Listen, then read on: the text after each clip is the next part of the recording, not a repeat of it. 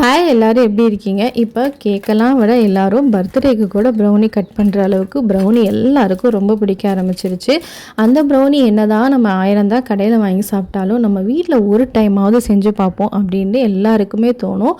அதை ரொம்ப சிம்பிளாக ஈஸியாக நம்ம இன்றைக்கி வீட்டில் செய்யலாம். அதுவும் சூப்பராக வந்துச்சுன்னா அதை விட சந்தோஷம் கண்டிப்பாக எதுவுமே கிடையாது. இது செய்கிறதுக்கு உங்களுக்கு 10 to 15 மினிட்ஸ் தான் இருக்கும். இதுக்கு குழந்தைங்களுக்கு ஸ்நாக்ஸாகவும் நீங்கள் கொடுத்து விடலாம். ரொம்ப ஈஸியானது. கண்டிப்பாக இதை ட்ரை பண்ணி பாருங்கள். இப்போ ஒரு பவுலில் 3 முட்டை எடுத்து உடச்சி ஊற்றிக்கலாம். முட்டை நல்லா ஃப்ரெஷ்ஷாக இருந்தால் ப்ரௌனி சூப்பராக வரும். முட்டை சாப்பிடாதவங்க, நீங்கள் வெஜிடேரியனாக இருந்தால் முட்டைக்கு பதிலாக நீங்கள் 100 கிராம் அளவுக்கு தயிர் சேர்த்துக்கோங்க. இப்போ இந்த முட்டையோட 1.25 கப் அளவு சர்க்கரை சேர்த்துக்கலாம். இப்போ சர்க்கரையும் முட்டையும் நம்ம நல்லா ஒன்றா பீட் பண்ணிக்கலாம். நான் எலக்ட்ரிக் பீட்டர் யூஸ் பண்ணி பீட் பண்ணியிருக்கேன். நீங்கள் எலக்ட்ரிக் பீட்டருக்கு பதிலாக மிக்ஸி ஜாரில் அரைச்சி எடுத்துக்கோங்க.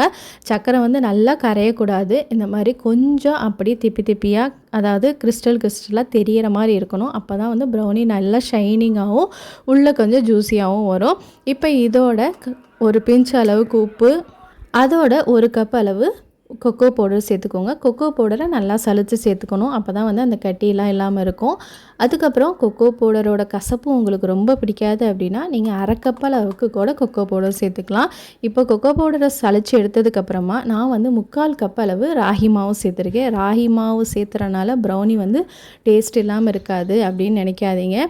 ஸோ இதுவும் சூப்பர் டேஸ்ட்டாக ரொம்ப சாஃப்டாக வரும். இது ஹெல்த்தியான வெர்ஷன். நீங்கள் ராகி மாவு பிடிக்காது அப்படின்னா இந்த இடத்துல நீங்கள் மைதா மாவு சேர்த்துக்கலாம். இப்போ ராகி மாவையும் சலித்து சேர்த்துனதுக்கப்புறமா 3/4 கப் அளவு எண்ணெய் சேர்த்து இது எல்லாத்தையும் நல்லா ஒன்றா மிக்ஸ் பண்ணிக்கோங்க. எண்ணெய் நான் நார்மல் ரீஃபண்ட் ஆயில் தான் சேர்த்துருக்கேன். ரீஃபண்ட் ஆயிலுக்கு பதிலாக நீங்கள் பட்டரும் சேர்த்துக்கலாம். இப்போது இது எல்லாத்தையும் நல்லா ஒன்றா மிக்ஸ் பண்ணும்போதே நம்மளுக்கு நல்லா ப்ரௌனியோட பேட்டர் நல்லா திக்காக இந்த மாதிரி கிடைக்கும். சர்க்கரையும் பாருங்கள் அங்கங்கே அப்படியே தெரியுது. இந்த மாதிரி இருந்தால் தான் ப்ரௌனி நல்லா ஷைனிங்காக சூப்பராக நம்ம ஹெல்த்தியாகவும் கிடைக்கும். இப்போ இந்த மாதிரி பேட்டர் ரெடி பண்ணி வச்சதுக்கப்புறமா நான் ஒரு ட்ரேயில் பேப்பர் போட்டு அதில் நல்லா நெய் தடவி வச்சுருக்கேன். இப்போ அந்த ட்ரேயில் நம்ம பேட்டரை ஊற்றிடலாம். இப்போது நான் மைக்ரோவேவில் தான் செய்ய போகிறேன். அதனால் அதை கன்வெக்ஷன் மோடில் ப்ரீ ஹீட் பண்ணிவிட்டு 180 டிகிரியில் 10 மினிட்ஸ் ப்ரீ ஹீட் பண்ணேன். இப்போது அந்த ட்ரேவை டைரெக்டாக வச்சுட்டு 10-15 நிமிஷம் குக் பண்ணோன்னா போதும், நம்மளுக்கு மைக்ரோவேவில் ரெடி ஆயிரும். இன்னொரு பாதி பேட்ச் நான் கடாயில் செஞ்சு காமிக்க போகிறேன். நார்மலாக நம்ம எல்லாருமே செய்கிற மாதிரி கடாயை அடுப்பில் வச்சுட்டு அதில் கீழே மண் இல்லை நம்ம உப்பு சேர்த்துக்கலாம். நான் உப்பு போட்டிருக்கேன்.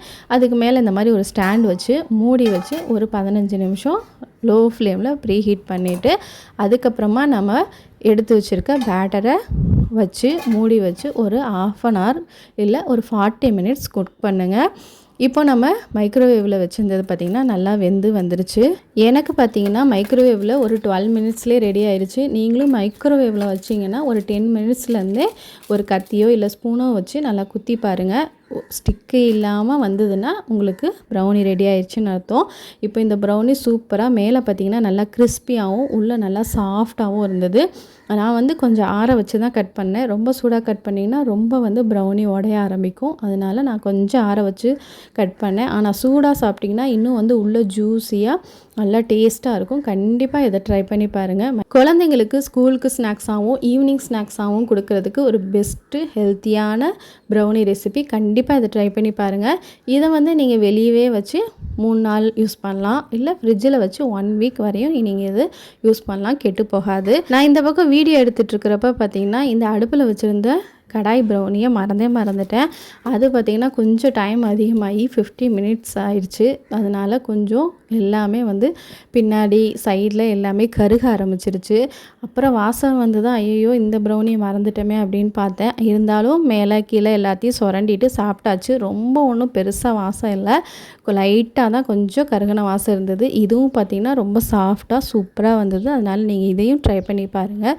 செம்ம டேஸ்டியான ப்ரௌனி கண்டிப்பாக நீங்கள் ட்ரை பண்ணி பார்க்கலாம்.